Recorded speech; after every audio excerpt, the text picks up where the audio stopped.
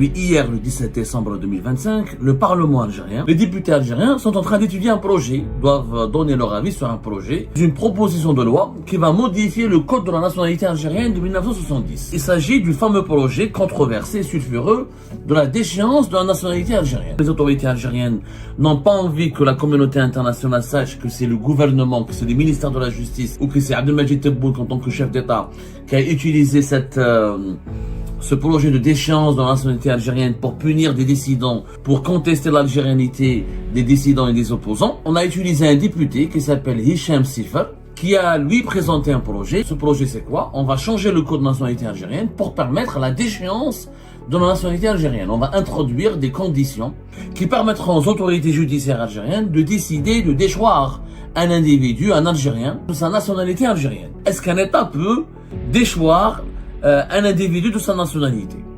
Est-ce que c'est légal? L'Algérie ne peut pas légalement rendre un de ses ressortissants apatride. Elle ne le peut pas. À moins de devenir un pays voyou. Il y a un pays voyou, etc. Un asile de fous à ciel ouvert. Si on bafoue tous les principes du droit international. Maintenant, est-ce que le régime Tebboune a envie de transformer l'Algérie en un État voyou qui sera condamné, dénoncé, critiqué par la communauté internationale et qui suscitera la risée? Depuis le 17 décembre, depuis hier le 17 décembre 2025, le Parlement algérien, ou ce qui est appelé en Algérie l'Assemblée populaire nationale, d'ailleurs on se demande pourquoi ça s'appelle encore l'Assemblée populaire nationale, parce qu'elle n'a rien de populaire et elle n'a rien de national. Mais c'est pas grave, c'est un Parlement qui n'a mobilisé personne, pour lequel les Algériens et les Algériens se sont très peu mobilisés pour élire leurs députés, et les députés ont un très faible pouvoir, mis à part faire du bruit, faire des interventions et faire le clown sur les médias. Dans les médias ou sur les plateaux de télévision. Depuis hier, le 17 décembre 2025, en présence du ministre de la Justice, les députés algériens sont en train d'étudier un projet, doivent donner leur avis sur un projet, qui est une proposition de loi qui va modifier le code de la nationalité algérienne de 1970. Et il s'agit du fameux projet controversé et sulfureux de la déchéance de la nationalité algérienne. Donc il y a un député, certainement il a été actionné, certainement il a été utilisé. Je vois mal comment ça soit lui qui l'a utilisé. Comme ce ne sont pas comme les autorités algériennes n'ont pas envie que la communauté internationale sache que c'est le gouvernement, que c'est le ministère de la Justice ou que c'est Abdelmadjid Tebboune en tant que chef d'État qui a utilisé ce projet de déchéance de la nationalité algérienne pour punir des dissidents, pour contester l'algérianité des dissidents et des opposants. On a utilisé un député qui s'appelle Hicham Sifer, qui a lui présenté un projet qui amende. Ce projet c'est quoi? On va changer le code de nationalité algérienne pour permettre la déchéance de la nationalité algérienne. On va introduire des conditions ou des circonstances ou des dispositions juridiques qui permettront aux autorités judiciaires algériennes de décider de déchoir un individu, un Algérien, qui est né algérien ou qui est devenu algérien, qui a acquis la nationalité algérienne. On pourrait le déchoir de sa nationalité algérienne. On pourrait lui enlever la nationalité algérienne. Que dit l'auteur de ce projet controversé? Il dit qu'il a proposé un projet de loi qui contiendra des dispositions légales strictes et efficaces pour lutter contre les attaques flagrantes et manifestes contre les symboles et les fondements de l'État, perpétrés par des personnes de nationalité algérienne qui s'estiment hors de la portée de la loi en raison de la protection dont elles bénéficient auprès de pays connus pour leur politique hostile à l'Algérie.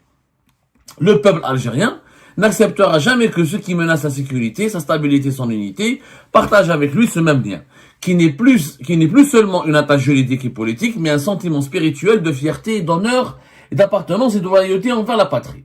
Jusque-là, c'est du charabia, c'est de la politique, c'est de l'idéologie, ils disent ce qu'ils pensent, mais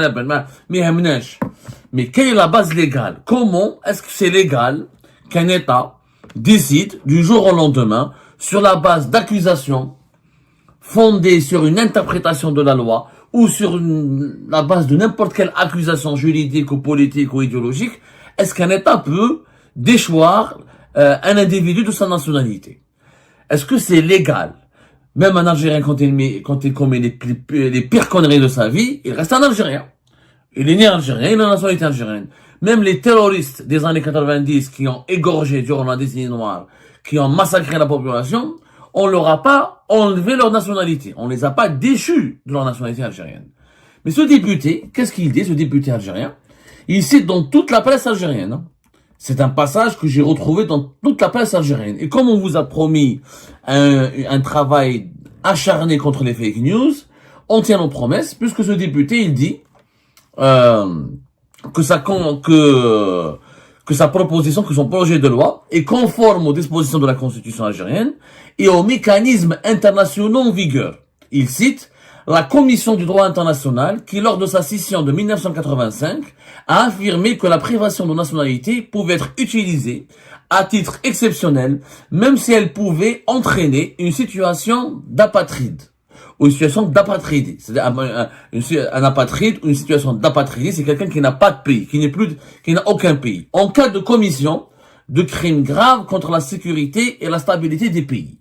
Donc ce député algérien, M. Hicham Sefer, nous fait croire que le droit international, que la communauté internationale a adopté une disposition ou qu'il y a une disposition qui permet à la communauté internationale de justifier la déchéance de nationalité quand il s'agit d'un individu qui commettent, comme le dit lui, des crimes graves contre la sécurité et la stabilité des pays.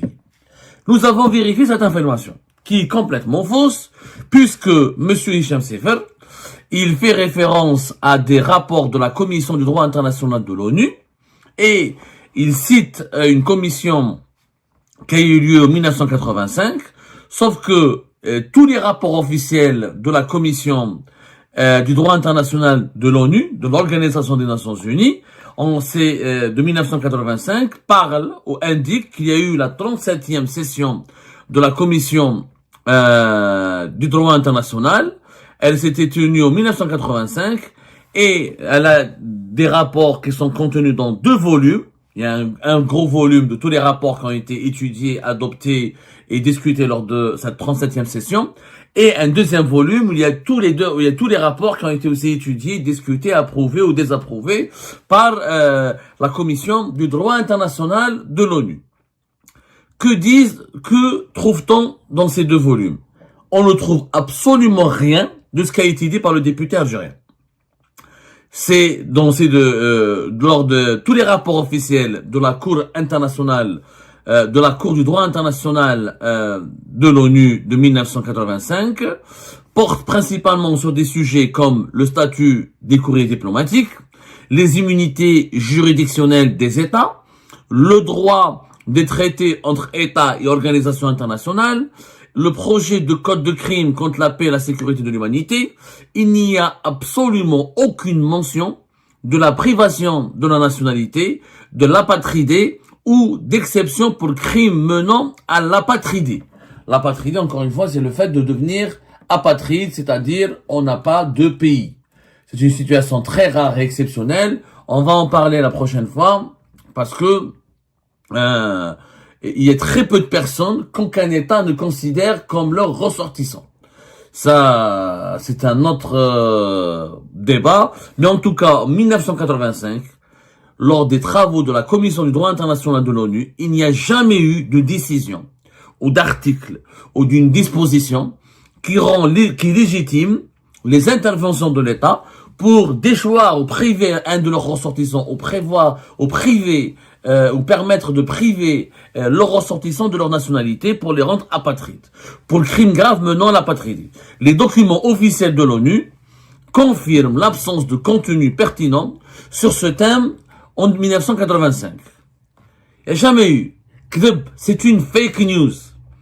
Les travaux historiques de la Commission du droit international de l'ONU sur la nationalité et l'apatridie, les discussions principales de la CDI, la Commission du droit international, sur ces questions datent des années 1950 et non pas de 1985.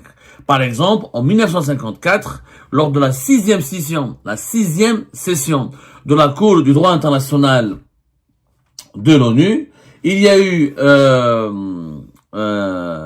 en 1954, c'est-à-dire l'année même de la déclaration de la guerre de libération nationale. Il y a eu des documents, il y a eu des travaux qui ont été préparés pour la convention sur le statut des apatrides et la convention sur la réduction des cas d'apatrides de 1961. L'article 8 de la convention de 1961 permet effectivement des exceptions limitées à la déchéance de nationalité pour des motifs comme la fraude ou une conduite sérieusement préjudiciable aux intérêts vitaux de l'État. Mais seulement c'est l'État l'a déclaré lors de la ratification ou de l'adhésion à cette convention. Cela n'inclut pas explicitement les crimes graves contre la sécurité et la stabilité de manière générale. Et l'objectif global de toutes les conventions internationales ou de toutes les conventions qui régissent le droit international est de réduire les cas d'apatrides et non pas de les autoriser librement ou d'autoriser librement de la déchéance des nationalités. Plus tard, ce que dit le droit international, plus tard en 1993 et en 1999, la Commission du droit international de l'ONU a travaillé sur la nationalité des personnes physiques en relation avec la succession d'États. Ça a été adopté en 1999 lors de la 51e session de la Commission du droit international de l'ONU. L'article 16 de ces travaux interdit la déchéance arbitraire de nationalité et vise à prévenir l'apatridie, en affirmant que les États doivent prendre des mesures pour éviter que des personnes ne deviennent des apatrides. Cela contredit donc totalement les déclarations qui ont été faites par ce député algérien, Hicham Seyfel, qui a encore une fois menti. Il n'y a aucune instance officielle. Il y a la Convention de 1961 qui permet à des États d'enlever la nationalité à des ressortissants étrangers qui auraient fraudé pour prendre la nationalité ou qui se seraient comportés de manière préjudiciable aux intérêts vitaux de l'État. Mais ces États ne peuvent pas adopter cette disposition que s'ils l'ont déclaré au préalable lors de la ratification de leur adhésion à la Convention de 1961. Il faut savoir que l'Algérie n'a pas ratifié la Convention de 1961.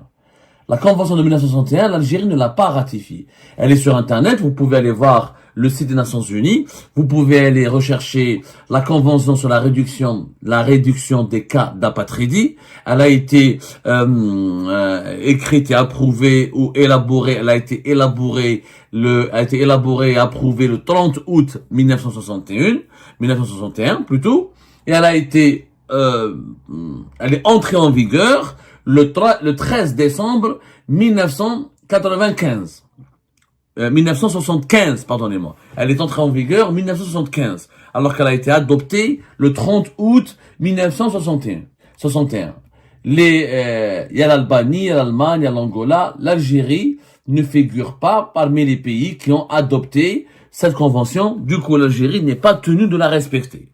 Ceci dit, si l'Algérie n'est pas tenue de la respecter, il y a d'autres dispositions, il y a d'autres obligations que l'ONU impose aux États. Par exemple, des documents de l'ONU et du Haut Commissariat des Nations Unies pour les réfugiés soulignent que la privation de nationalité doit être exceptionnelle, proportionnée et éviter l'apatridie autant que possible. Par exemple, il y a un manuel du Haut Commissariat aux réfugiés insiste sur des circonstances restreintes et des garanties procédurales sans référence à une affirmation de 1985 qui autorise l'apatridie pour des crimes graves. Donc il n'y a jamais eu, le droit international est clair. Vous pouvez enlever la nationalité à quelqu'un qui est binational. On peut déchoir la nationalité de quelqu'un s'il a une autre nationalité. Mais aucun État au monde n'a le droit de rendre quelqu'un un apatride. C'est très simple. Faut pas chercher midi 14 heures. Le droit international, il est clair. Le projet de loi en Algérie, il est contraire au droit international. La Déclaration universelle des droits de l'homme, l'article 15 et la Convention de 1961, elle tolère la déchéance de nationalité dans des cas très limités. Il y a avec des mesures, un encadrement très sévère. Surtout pour des binationaux. C'est autorisé que pour les binationaux. L'Algérie, c'est vrai qu'elle n'est pas partie prenante de la Convention de 1961. Elle a donc plus de liberté peut-être pour adopter une loi de déchéance de la nationalité, mais si elle adopte cette loi contre des Algériennes et des Algériens qui n'ont pas une double nationalité, elle sera dans l'illégalité. Je dis bien qu'elle sera dans l'illégalité. Donc ce que dit ce député algérien est complètement faux. Il n'y a aucune disposition du droit international qui permet à un État d'enlever ou de déchoir un de ses ressortissants de sa nationalité pour des crimes graves contre la sécurité et la stabilité des pays. Pour une raison simple, il n'y a pas de définition juridique universelle de crimes graves. Chez les dictateurs, être opposant à les opposants, on commet des crimes graves. Dans les démocraties, l'opposition au nom de la démocratie et de la liberté d'expression n'est pas un crime grave. Donc, il n'y a absolument aucun article de droit international. Le droit international interdit fortement de rendre une personne apatride, même si elle est condamnée pour terrorisme. Tant qu'elle n'a pas une double nationalité, on ne peut pas lui enlever, on la rendre apatride. Si elle est binationale, il n'y a pas de problème. Donc, Inch'Allah, il y a un franco-algérien que l'Algérie veut lui enlever sa déchirure, lui enlever sa nationalité algérienne. Sans droit. S'il y a un franco-britannique, s'il y a un algéro-britannique ou un algéro-marocain ou l'Algérie a le droit de le déchoir de sa nationalité. Dans le pire des cas, s'il est binational, même si cette décision reste controversée. Parce que celui qui a peur de sa nationalité algérienne peut poursuivre l'État algérien devant des instances des droits de l'homme de l'ONU et réclamer des explications et faire condamner l'Algérie. Alors, je rappelle la Convention de 1961 sur la réduction de l'apatridie. Elle interdit aux États contractants de priver quelqu'un de sa nationalité. C'est cela le rend apatride. C'est l'article 8. Il existe une exception très limitée. C'est la personne a commis un acte gravement préjudiciable aux intérêts de l'État. Mais seulement si l'État avait déjà cette disposition dans sa loi nationale au moment de ratifier la Convention. Il a fait une réserve explicite. Très peu d'États ont cette réserve explicite. C'est-à-dire que si dans leur loi nationale, les États n'avaient pas dans leur législation nationale la possibilité de déchoir la nationalité de leurs ressortissants pour des crimes graves ou pour des comportements préjudiciables aux intérêts vitaux de l'État, ils ne pourront pas l'appliquer. Et encore une fois, on ne doit pas rendre quelqu'un apatride. Ça s'applique sur les binationaux. C'est très simple. Le conseil il y a énormément, encore une fois, je pourrais citer toute une littérature là-dessus. L'Algérie ne peut pas légalement rendre un de ses ressortissants apatride. Elle ne le peut pas. À moins de devenir un pays voyou. Il y a pays voyou, etc. Si on devient un pays voyou, ou un État voyou plutôt, ou un pays un pays d'asile, un asile de fous à ciel ouvert, si on bafoue tous les principes du droit international, si on accepte de bafouer tous les principes du droit international, maintenant, est-ce que le régime Tebboune a envie de transformer l'Algérie en un État voyou, qui sera condamné, dénoncé, critiqué par la communauté internationale, et qui suscitera la risée de la communauté internationale. Parce qu'on le voit bien, qui va être l'État algérien n'a pas déchu de leur nationalité les criminels et les égorgeurs des années 90. Il va vouloir utiliser et c'est clairement dit dans le projet de loi. Dans le projet de loi, il y a des accusations qui sont totalement politiques. C'est-à-dire, on parle de relations avec des pays étrangers, de relations qui portent atteinte à l'unité nationale, le comportement qui exprime l'intention de nuire à l'État algérien, des notions qui ne sont pas juridiques. C'est quoi l'intérêt vital de la nation? Qui le détermine? Un juge? Un président de la République? Ou le chef d'état-major de l'armée nationale et populaire? Et est-ce que la démocratie, au nom de la démocratie, au nom de la liberté d'expression, est-ce qu'on n'a pas le droit de remettre en cause ce que les dirigeants considèrent comme un intérêt suprême ou un intérêt vital de l'État, du pays? Alors, je sais pas que cette loi n'a aucun sens. Par exemple, ce projet de loi, qu'est-ce qu'il dit? Il dit que les personnes coupables de coopération avec des entités ou entités militaires afin de nuire à l'Algérie disposent d'un délai de 60 jours pour se conformer à l'avertissement du gouvernement algérien. Donc, je sais pas comment le gouvernement algérien va avertir qui. Sur les Hicham Aboud, il collabore avec le Maroc. Ok. Le gouvernement algérien va avertir les Hicham Aboud. Il a 60 jours. Si dans 60 jours, il change pas d'attitude, qu'est-ce qu'il doit faire? Il doit pas vivre au Maroc, il doit pas parler avec les Marocains et les Marocains, il doit faire quoi? Ici, au-delà, d'ailleurs, quelle est la preuve? Comment on va prouver que quelqu'un coopère avec des États ou des entités militaires afin de réduire afin de nuire à l'Algérie? Quelles sont les preuves? Comment on va prouver que Hicham Aboud est un agent marocain, par exemple? Comment on va le prouver? avec des vidéos comme ça volées sur Internet, il y a des témoignages. Comment on va le prouver? S'il respecte pas le délai de 70 jours, il va perdre sa nationalité algérienne. Donc, mais qu'il va devenir apatride, l'Algérie n'a pas le droit. Si Hicham Aboud, par exemple, il a une double nationalité, s'il est algéro-marocain, par exemple, il est algéro-marocain. Oui, l'Algérie. Et encore, ça va être très controversé. Parce que, encore une fois, c'est une arme politique que le régime Tebboune veut utiliser contre ses dissidents, contre ses opposants et ses contradicteurs. Et ses détracteurs. C'est ça la vérité. Mais encore une fois, le régime Tebboune ment et il utilise un mensonge sur la pseudo-légalité internationale de ce projet de loi. Ce projet de loi n'a aucune légalité internationale. L'Algérie deviendra un État voyou si elle adopte ce projet de loi catastrophique, immoral, illégal et irrationnel.